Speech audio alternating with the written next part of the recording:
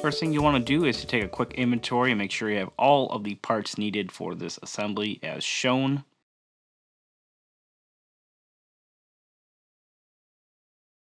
Starting off with the conduit box installation, we're going to tap two 10/32 inch holes. We're going to take that rubber grommet for the conduit box and get that placed. And then feed those wires through the two holes on each side.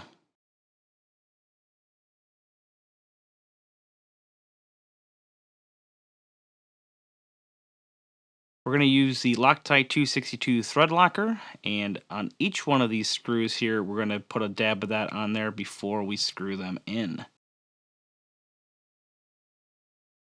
Get the first screw started off, and don't tighten it all the way quite yet.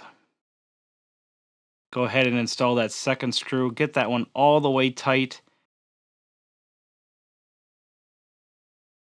and then we can go back to that first screw and get both of those tight.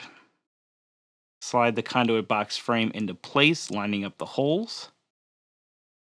We'll put thread locker on these next few screws as well. Get that first one started again before moving on to the second. Get that second one tight. And once that is nice and tight, we can go back again to that first screw, get that one tight also.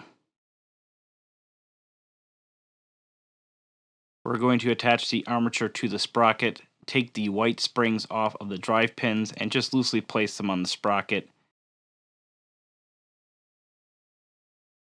Take the armature and just line them up. And those springs are pretty squishy, that should kind of just sit in place for you. Apply thread locker again to the drive pins and get those finger tight. Repeat that process for all three bolts. Then we'll go back with our Allen wrench and get all those nice and snug tight.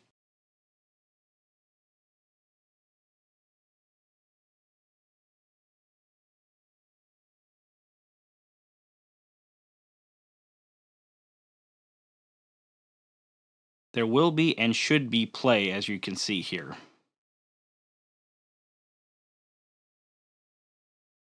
Moving on, you can shorten these wires as necessary and install the spade connectors.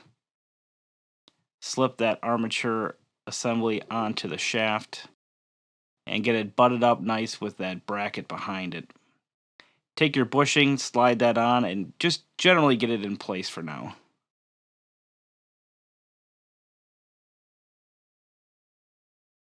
You'll want to take the hex head bolt and run that through that bracket you saw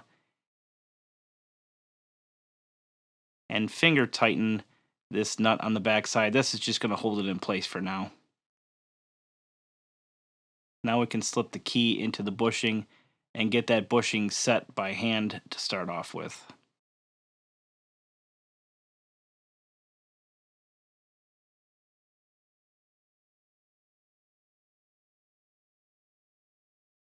Take your Allen head screws and line up the holes and just get these two bolts started. We'll go ahead and tighten those shortly.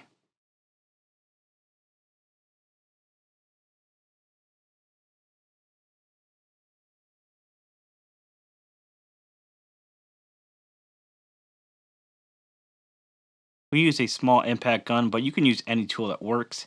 Tighten both bushing bolts.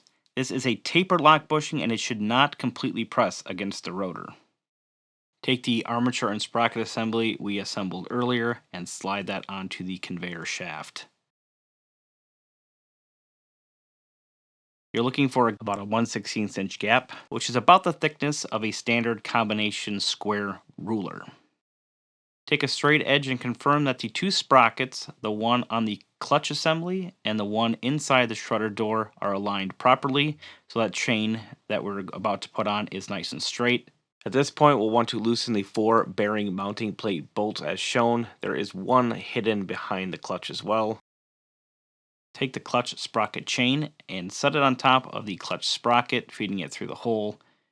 Wrap the other end around the sprocket inside of the shredder door.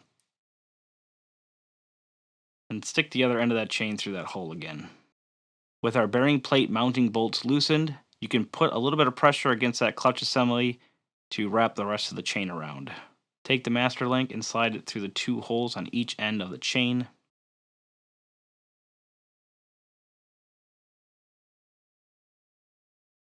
Once that's through, take the master link plate and slip that into place. Put the chain locking retainer on next. Then with a flathead screwdriver, you can slide that retaining piece into place.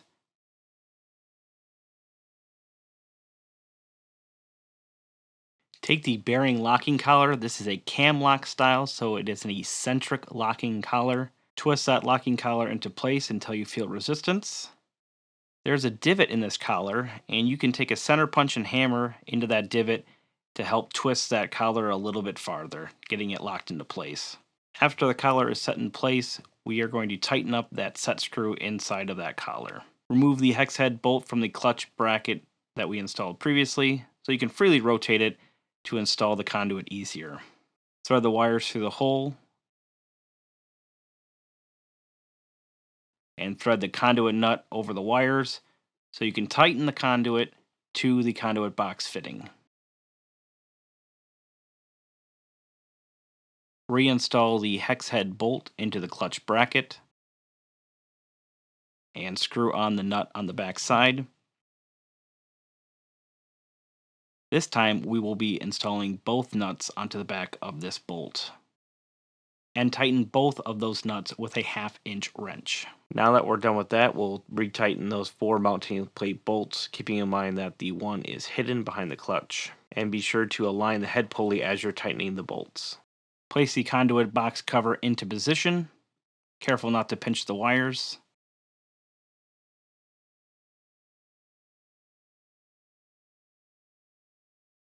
If you haven't already, install the white and black grommets into the conduit box cover. Finally, install the last screw into the conduit box cover, and we are all done.